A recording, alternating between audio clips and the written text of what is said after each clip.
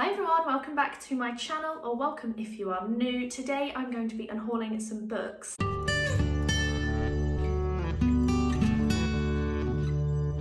I've got a few piles of books next to me, around 50 I think that I'm getting rid of. There's no order to them, we're just going to go through them, explain why I'm getting rid of them, and most of them I think I'm going to donate, but some of them I will post on my Vinted. So if any of these take your fancy, then have a look at my Vinted, which I'll post down below, and see if it's on there and you can buy it from me. So first of all, we've got the Deccan House Murders. Now, if you saw my Gilmore Girls readathon reading vlog, you will see that I read this one and enjoyed it okay. I gave it 3.5 stars.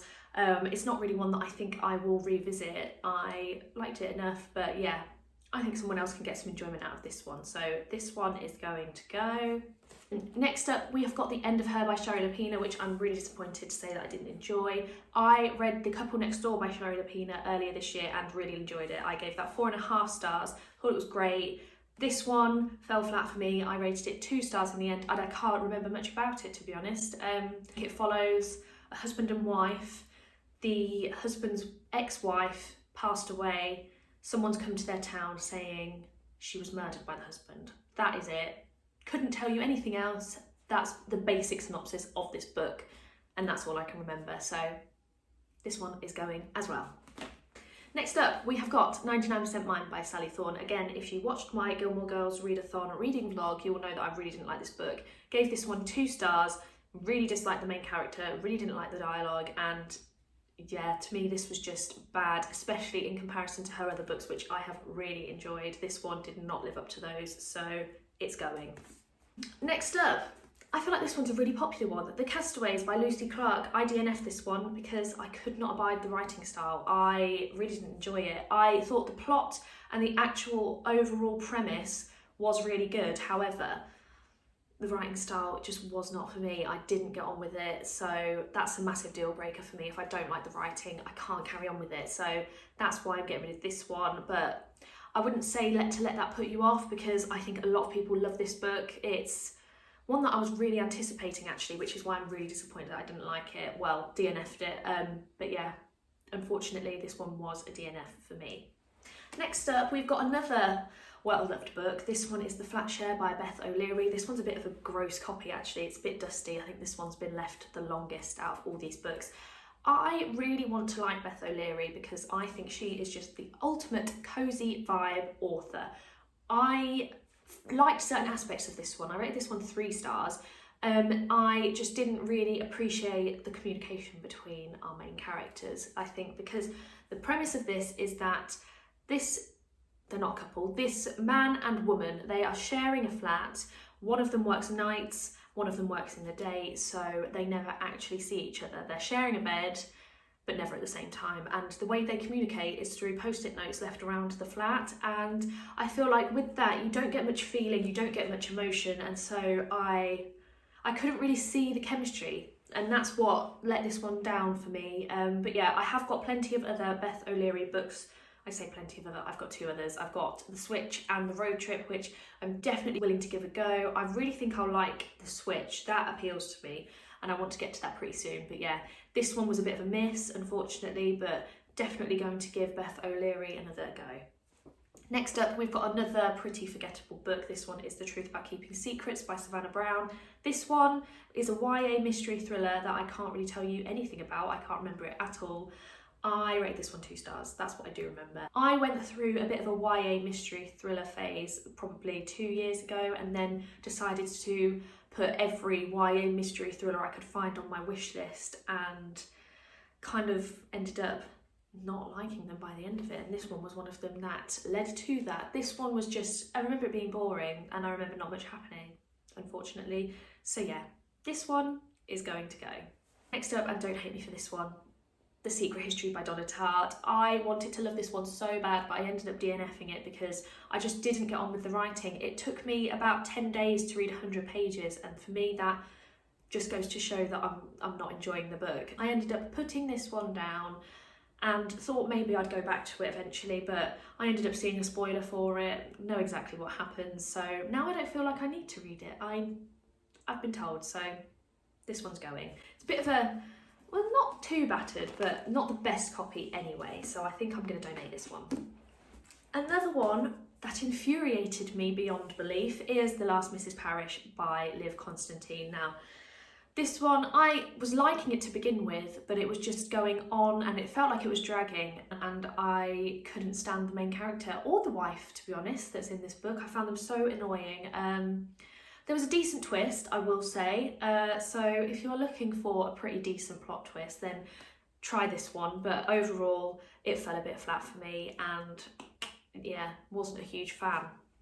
Next up, we have got Pride by E.B. Zoboy, and this one's really cute actually. I did enjoy this one, and the reason why I'm getting rid of it is because I just don't think I'm going to revisit it, and ideally I would like my shelves to be full of books that I love and will go back to. That's the goal at the end of the day, and this one, while I really enjoyed it, I don't think it's one that I will revisit. It is a Pride and Prejudice retelling, and it's a YA romance, so if that sounds appealing to you, then definitely pick this one up. Like I say, it was very good, it's just not one that I will go back to.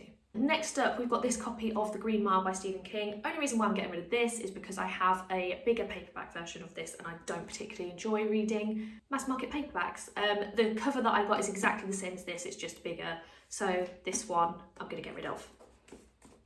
Next up, 'Twas the Night Shift Before Christmas by Adam Kay. Now, I read this one Christmas a couple of years ago and thought it was really good, but again, it's really not one that I'm going to revisit. But yeah, I think someone else might enjoy this one around Christmas time. It really puts things into perspective of what hospital staff go through during the Christmas period. So yeah, I think it's quite an insightful read, not one that I would return to, as I said, but yeah, definitely one that I would recommend. Next up, I've got Golden Child by Claire Adam. Now, this one was good. I went in with completely the wrong expectations for this one though. I thought this was going to be a mystery thriller, and it's definitely more of a literary fiction. Still a very good novel, actually pretty heartbreaking. It's really quite sad. It's about this family in Trinidad, and there are two twin boys and one of them goes missing, and the whole thing behind this is the father having to choose between his two sons essentially, and it is really quite sad. But yeah, not the mystery thriller that I thought it was going to be, so I'm going to pass this one on. The Girl on the Train by Paula Hawkins. I feel like this needs no explanation, but yeah, I'm kind of over this now. I read it such a long time ago. I don't see any need to have this anymore. I think everyone that I know that's into reading has read this one already, so there's no one that I can pass it on to. So this one I'm just going to donate, and yeah.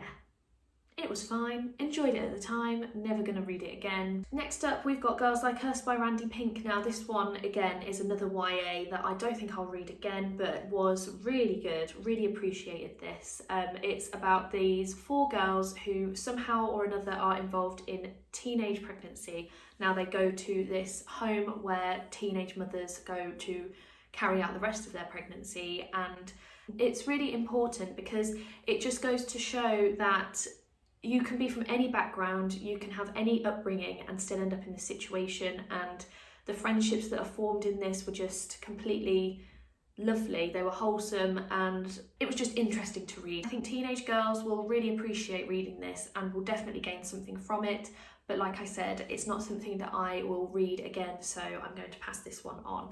Next, we have got The Cousins by Karen M. McManus. Now, like I said before, I went through a phase of loving YA mystery thrillers. I loved other books by Karen M. McManus, One of Us is Lying, Two Can Keep a Secret, etc. Those first ones by her were so good. Or maybe that was just my love of the genre coming in, but I feel like it had fizzled out by the time I got to this one, and this wasn't particularly for me. It was fine. I found it pretty boring though.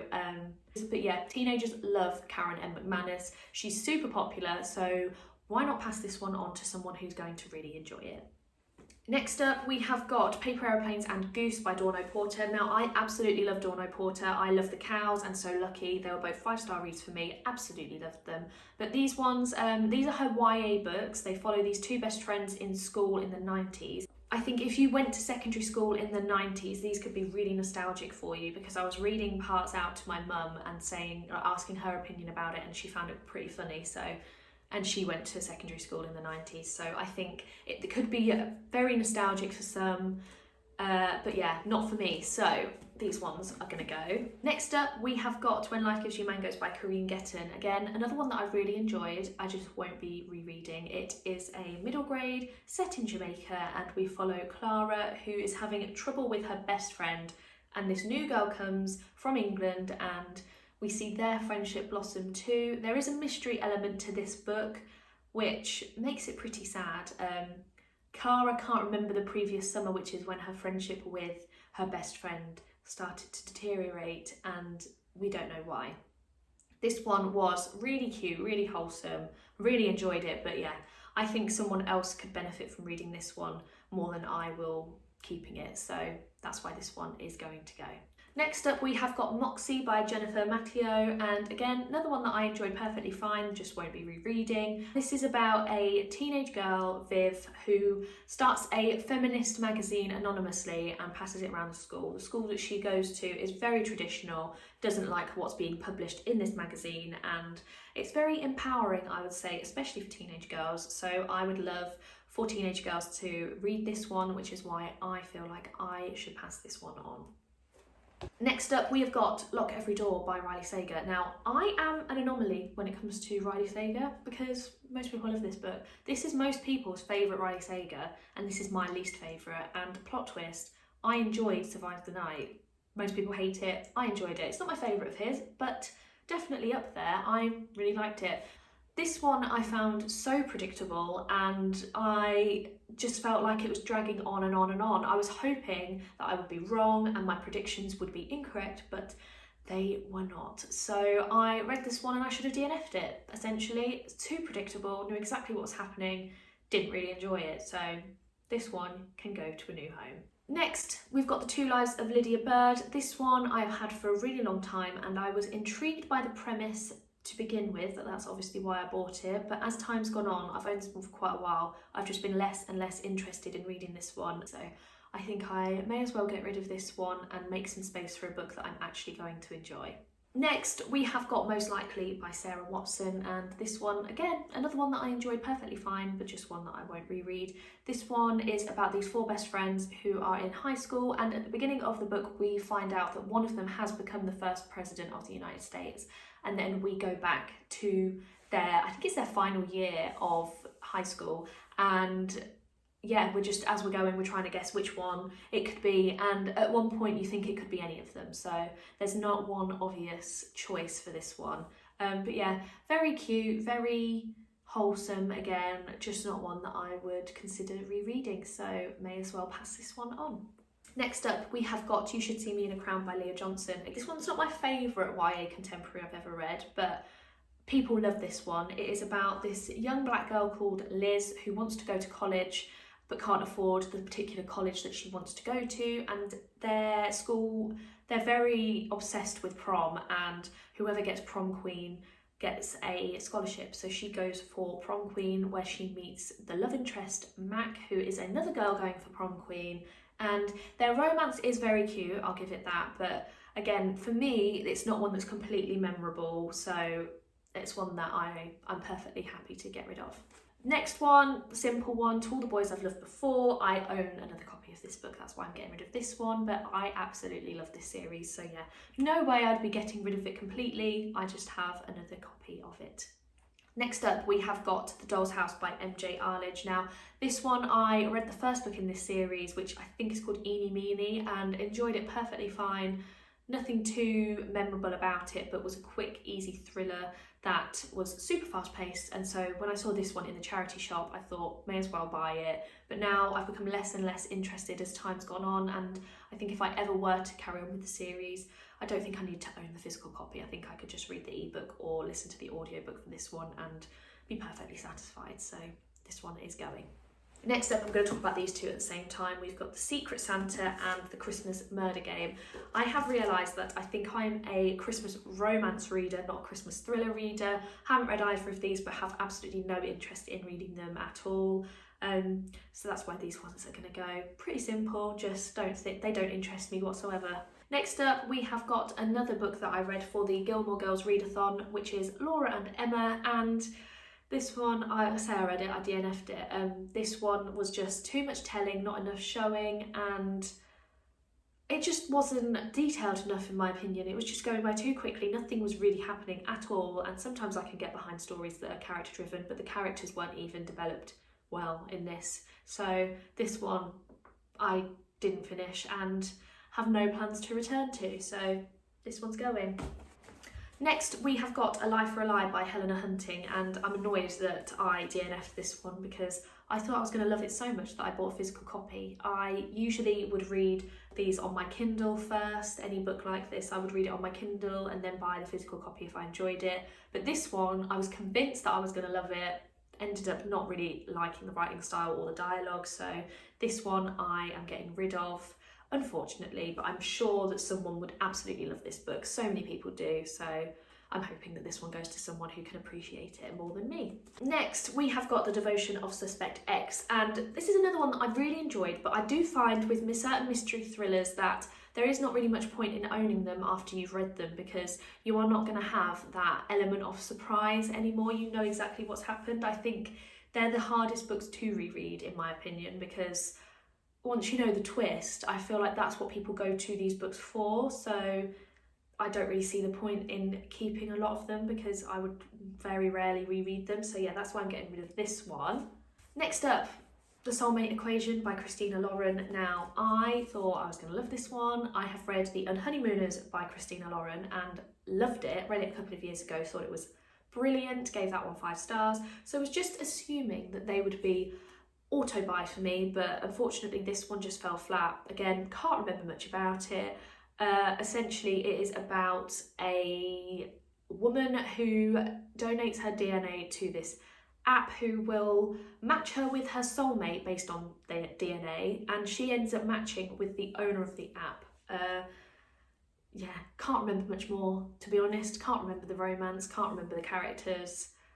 So yeah, fell pretty flat for me. Didn't particularly enjoy it. I think I gave it 3 stars, but thinking back it's probably lower because I remember nothing apart from the general synopsis of this book.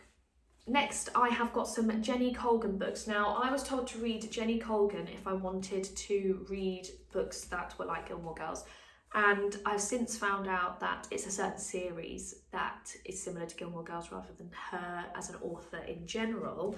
So these ones don't particularly appeal to me. So yeah, I'm going to get rid of these ones, but I'm sure someone would absolutely love them. Next, we have got The Blood Pit by Kate Ellis, and this one I bought from a charity shop thinking it looked and sounded interesting, only to get home and realise I think it's about book 10 in a series, and I don't particularly care enough to read up to book 10 in this series. This could be a quick and easy read, but unfortunately not the case. So I'm going to get rid of it. I just don't think I'm going to read it now, especially knowing that it is book 10 in a series. No. Next up, we have got The Man Who Didn't Call by Rosie Walsh, another one that I read and found just okay, to be honest. The whole premise behind it was interesting. It's about this woman who meets a man, and over 7 days they fall in love, and he suddenly ghosts her, and she believes that the love that they shared over that week, he can't have just ghosted her. There must be something wrong, something must have happened to him. It becomes kind of a mystery as well as a romance, and yeah, that intrigued me, but I feel like as the book went on, I was kind of just losing interest. Like, I didn't particularly care if he had ghosted her or not by the end, and yeah, perfectly fine. Nothing special though, I would say. Next up, we have got The Idea of You by Robin Lee. Now, I think this one was a One Direction fanfiction back in the day, and that's actually what drew me to it, because I loved my One Direction fanfiction when I was about 14. So I thought, perfect, a novel similar to all those fanfics I read back in the day. This one, the writing, again, I really didn't get very far into this one before knowing that it wasn't for me. The dialogue made me cringe, and yeah, just not for me. So this one is essentially about this woman who takes her daughter to a meet and greet of her favourite boy band, and she ends up falling in love with one of the members of the band. Typical fanfic stuff. It just wasn't for me, and that's all I'll say. Sure, someone will absolutely love this one though. Shame it wasn't me. Next, we have got The Astonishing Colour of After by Emily X.R. Pan, and this one I started and I put it down, not a DNF, complete DNF, it was just one that I thought I would come back to, but as time's gone on, I've just been less interested in picking it back up. It's a sad story, it's quite a beautiful story as well, it's just not one that I felt like I was in the mood to read at the time, and I don't know whether I will be in that mood to read it, but I think that someone will absolutely love this book, so I feel like I may as well pass this one on. Next we have got The Lost Ones by Sheena Kamal, and I read this one for the Literally Dead book club, and I can't remember anything about this book actually, which usually I can remember at least the basic synopsis, but I can't even remember that, so I think that just goes to show this one was not for me. Next we have got The Firekeeper's Daughter, and this one was really good. This was a YA mystery / contemporary, there's elements of both. I really liked this when I read it. I thought the writing was really good and the mystery element was great as well. Again, it's just not one that I think I will read again, and I think someone else will really enjoy this book. It is really good, but yeah, like I say, I won't reread it, so I may as well pass this one on. Next we have got Truly Madly Guilty by Liane Moriarty. I DNF'd this one, it wasn't really what I expected. I read Big Little Lies by Liane Moriarty, absolutely loved it, so thought that I would love all of her books, but this one, it was just a bit boring to be honest, not much happened. It was more of a family drama rather than any mystery or thriller element to it, and I wasn't really that interested in how it ended. I didn't particularly care, so thought I may as well DNF it and move on to something else, so I'm going to get rid of this one. Next up, we have got Catherine House by Elizabeth Thomas, and this is one that I'm again disappointed that I didn't enjoy. This one has very mixed opinions, but the people who love this book absolutely rave about it, and I was hoping that I would be on that side, but unfortunately I did DNF this one. It was just a bit too slow for me and not enough happened to keep me interested. Now, usually I can get behind a character-driven story, but unfortunately this one just didn't do it for me. And I'm sad about it because I really thought that I would enjoy this one because it's typically everything that I would like in a book, but no, didn't work out in the end. Unfortunately, DNF'd, so going to get rid. Next, we have got Royals by Rachel Hawkins, and I've had this book for quite a while, and I don't think that I will ever read it. I have completely lost interest in this one and just don't think that it will be for me, so gonna get rid. Next up, we have got Fish Swimming in Dappled Sunlight, and this one I really didn't enjoy. It just took a complete differently weird turn and it wasn't for me. I just didn't like it. Essentially, this book is about this couple who are splitting up, and they previously went on this trip where a man died and each of them think that the other killed this person. But it just goes down a completely strange route that I wasn't expecting, so at least it surprised me, but didn't particularly enjoy the route that this one took, unfortunately, so this one's going to.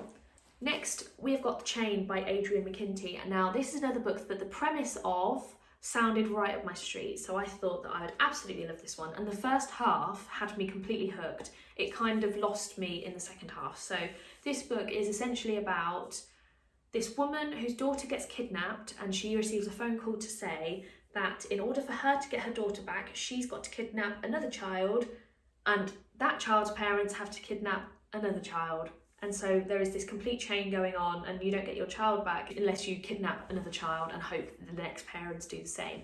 I thought that premise was very interesting and I thought it was going to be great. And like I said, the first half was really great, really action-packed. Basically, the whole first half was this chain happening.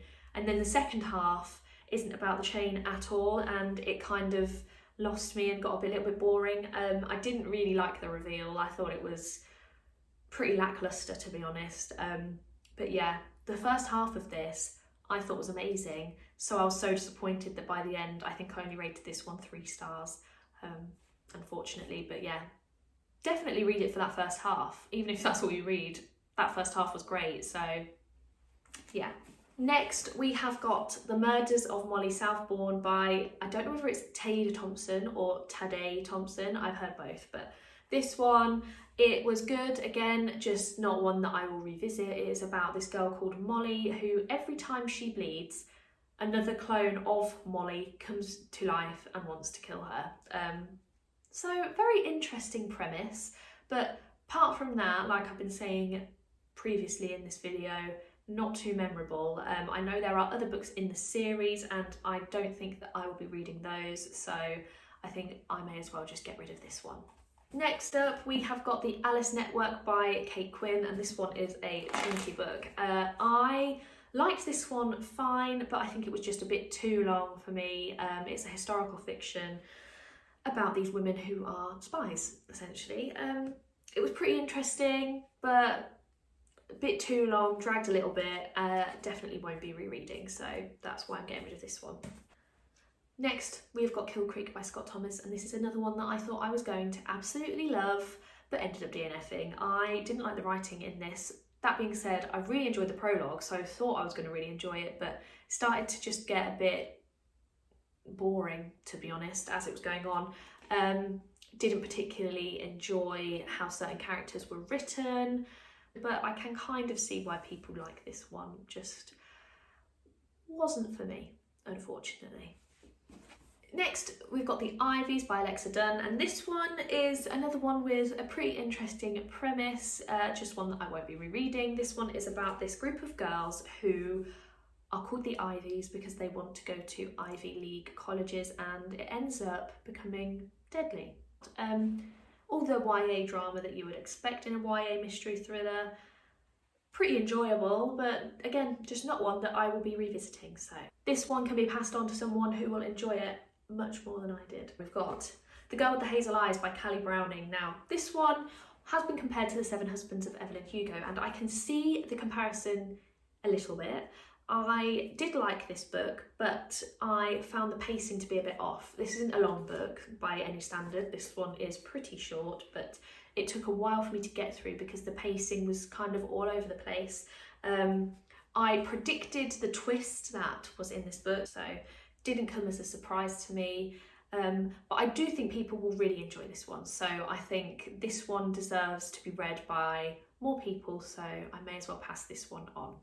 The final book that I'm getting rid of today is The Death of Vivek OG by Akweke Emezi, and this one is really sad. So I know that I don't want to read this one again. I liked it, I thought it was good, didn't love it as much as other people love it, so I think that I can get rid of this one. But yeah, like I say, really sad. A good story, but just not one that I particularly want to read again, so I'm passing this one on. So there we go, those are the books that I am unhauling. I hope you enjoyed this video and I will see you in the next one. Bye!